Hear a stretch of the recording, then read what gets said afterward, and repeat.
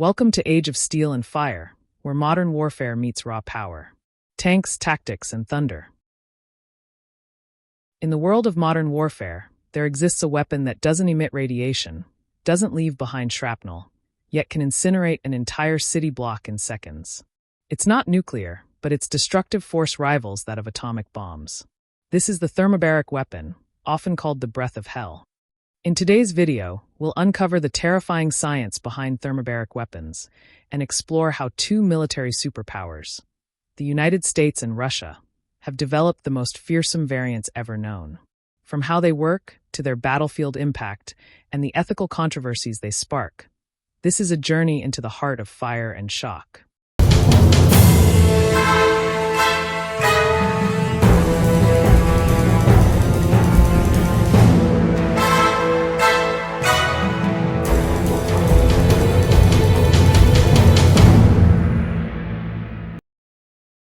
Thermobaric weapons, also known as fuel-air explosives, operate through a unique two-stage process. First, they disperse a cloud of fuel, usually a hydrocarbon-based aerosol, into the surrounding air. Then, a secondary ignition detonates the cloud, triggering a massive explosion. The result? Temperatures soaring up to 3,000 degrees Celsius, shockwaves ripping through structures, and a sudden vacuum that sucks the oxygen from the environment.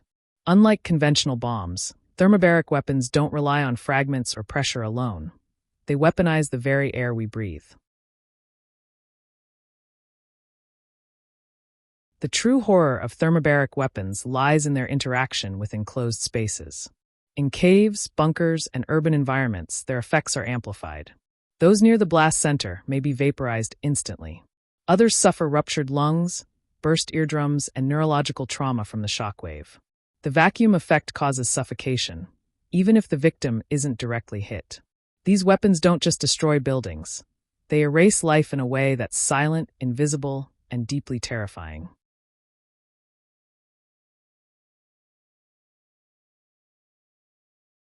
Let's begin with the United States' formidable arsenal of thermobaric weapons, engineered for maximum devastation across diverse combat scenarios. From massive aerial bombs to precision-guided missiles, these systems showcase America's cutting-edge firepower. First up is the GBU-43/B Moab, the largest non-nuclear bomb ever developed by the U.S. military. Weighing nearly 10 tons, it unleashes a blast equivalent to 11 tons of TNT. In 2017, Moab was deployed in Afghanistan to annihilate ISIS cave networks, sending a clear message: overwhelming force, delivered with surgical precision. Next, the Blue 118/B, a thermobaric bunker buster designed to penetrate deep underground before detonating. Its payload generates intense shockwaves within confined spaces, making it the weapon of choice against fortified targets that conventional explosives simply can't reach. The AGM-114N Hellfire missile, a drone-launched precision weapon equipped with a thermobaric warhead. Frequently deployed in counterterrorism missions, especially in urban terrain, it excels at collapsing structures and neutralizing threats room by room. Beyond the headline giants like Moab, Blue 118/B, and the Hellfire missile, the United States possesses a lesser-known but equally formidable arsenal of thermobaric weapons. Take the CBU-72, a fuel-air cluster bomb used during the Gulf War. When deployed, it doesn't just explode. It releases a swarm of submunitions, each dispersing fuel into the air before igniting in a synchronized inferno. The result is a rolling wave of fire and pressure that can flatten bunkers and send shockwaves through enemy lines. Then there's the SMAWNE, a shoulder-fired thermobaric launcher used by the U.S. Marine Corps. Compact yet devastating, it's designed to collapse fortified structures and neutralize threats hiding behind concrete and steel. In urban warfare, it's a game-changer. And don't overlook the XM1060, a 40mm thermobaric grenade fired from standard launchers like the M203. Though small, it's engineered to unleash a burst of heat and pressure inside enclosed spaces, making it lethal in room-clearing operations. These weapons show that America's approach to thermobarics isn't just about brute force. It's about precision, versatility, and tactical dominance. From the skies to the streets, the U.S. has turned air itself into a weapon. Now let's turn to Russia, a nation with one of the most diverse and formidable thermobaric weapon systems in the world. From strategic bombs to infantry-level launchers, Russia's arsenal is built to dominate every layer of the battlefield. Leading the charge is the FOAB, Russia's answer to America's Moab.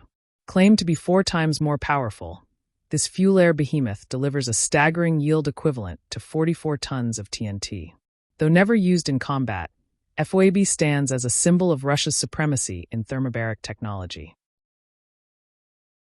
Next, the TOS-1A Buratino, a fearsome multiple rocket launcher mounted on a T-72 tank chassis.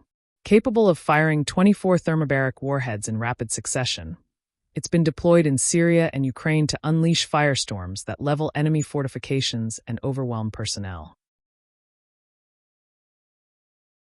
Russia also fields the PBK-500 USBBK, a smart cluster bomb that releases submunitions equipped with target-seeking sensors and thermobaric payloads. Precision meets destruction in this high-tech delivery system. On the ground, Russian infantry rely on the RPOA Shmel, a man-portable thermobaric rocket launcher designed to obliterate bunkers, buildings, and fortified positions. Compact yet deadly, it's a go-to weapon for urban combat. An evolution of the Shmel, the RPOM Shmel-M is lighter, more lethal, and boasts a range of up to 1,700 meters. It transforms a single soldier into a mobile furnace, capable of clearing rooms and collapsing structures with ease. And finally, the MROA, a pocket-sized powerhouse weighing under 5 kilograms. Despite its small frame, it packs a thermobaric punch strong enough to obliterate a room, making it ideal for close-quarters combat. Russia's thermobaric arsenal comes in many forms, but 3 bombs stand out: ODAB 500, ODAB 1500, and ODAB 9000. The ODAB 500 is compact and deadly, designed for tactical strikes against infantry and light fortifications. It delivers a fiery blast that suffocates and scorches in seconds. The ODAB 1500 steps up the scale, heavier, more destructive, and often paired with precision guidance. It's the perfect tool for urban warfare and hardened bunkers. And then there's the ODAB 9000, a monster of the battlefield. Dropped from strategic aircraft, it unleashes a towering fireball and a shockwave that reshapes the ground itself. 3 bombs. 1 principle: burn the air, crush the lungs, and leave nothing standing. In this video, we've covered 2 of Russia's massive thermobaric bombs, the FOAB and the ODAB 9000. Up next, I'll break down the key differences between them to help clarify any misconceptions. Among Russia's most devastating weapons, 2 giants stand apart: ODAB 9000 and FOAB. Both are thermobaric, both are terrifying, but they serve very different roles in the theater of war. ODAB 9000 is a tactical thermobaric bomb, weighing nearly 9.5 tons. It's dropped from aircraft like the Su-24 or Su-25, designed to obliterate bunkers, fortifications, and enemy positions with a fiery blast that consumes oxygen and crushes lungs. It's been used in real combat, most notably in Volchansk, Ukraine, in 2024, leaving behind scorched earth and shattered morale. FOAB, the so-called father of all bombs, is a different beast. Lighter than America's Moab but far more destructive, FOAB was tested by Russia as a strategic weapon of psychological and physical dominance. Delivered by a Tu-160 strategic bomber, it unleashes a supersonic shockwave and a blast radius so vast, it rivals small nuclear devices, without the radiation. ODAB 9000 is the hammer on the battlefield. FOAB is the thunder in the sky. One is proven. The other is a warning. Together, they represent the terrifying evolution of thermobaric warfare, where heat, pressure, and fear become weapons in their own right. When it comes to thermobaric warfare, both the United States and Russia have developed formidable arsenals, each tailored to their strategic doctrines. United States for the U.S., these weapons are engineered to deliver maximum thermobaric impact across a wide range of combat environments, from sweeping aerial bombardments to pinpoint strikes inside individual rooms during urban operations. Russia, on the other hand, showcases unmatched diversity. Its thermobaric systems span every tactical level, enabling deployment from large-scale airstrikes all the way down to room-by-room assaults in dense city fighting. 2 nations, 2 approaches, but one shared goal: overwhelming firepower through the science of pressure and flame. The race to harness thermobaric power isn't limited to America and Russia. Quietly, other nations are stepping into the arena, each with their own strategy, each with their own ambitions. China is believed to have developed thermobaric bombs and shoulder-fired launchers similar to Russia's RPOA Shmel. Though details remain scarce, few doubt that Beijing holds cards it hasn't yet revealed. The United Kingdom takes a more cautious approach. While it lacks large-scale thermobaric systems, it has tested fuel-air munitions in defensive weapons programs, a subtle reminder that they're watching closely. India, with its rapidly growing defense industry, has experimented with fuel-air explosives during training and research exercises. Though not yet deployed in combat, the potential is unmistakable. Iran, on the other hand, has been bolder. Reports suggest it has created a domestic version of the Shmel launcher, and at defense expos, missiles like the BM-300 and Bavar 373 have appeared with warheads designed to produce intense heat and pressure, possibly thermobaric in nature.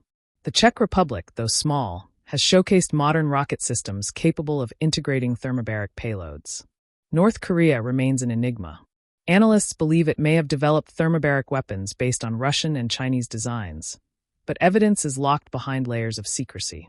And then there's Turkey, a rising regional power that has actively pursued thermobaric artillery and missile systems, especially for counterterrorism operations in Syria. These nations may not dominate the headlines, but they are quietly expanding their arsenals. Thermobaric weapons are no longer exclusive to superpowers. They're becoming a global tool of modern warfare. Though not banned by international law, thermobaric weapons raise serious ethical concerns. Their ability to suffocate and internally rupture victims, including civilians, has led many human rights groups to question their use. When deployed in populated areas, the consequences can be catastrophic. Critics argue that these weapons violate the principles of humane warfare, while defenders claim they're essential for defeating entrenched enemies. The debate continues, unresolved and deeply polarizing. Thermobaric weapons represent the fusion of science and destruction. As America and Russia push the boundaries of non-nuclear firepower, the world must ask, are we edging closer to a new threshold of warfare? When oxygen, the essence of life, becomes a tool of death, it's time to reflect. War is evolving, and with it, the weapons we wield. But at what cost? Thanks for watching this video.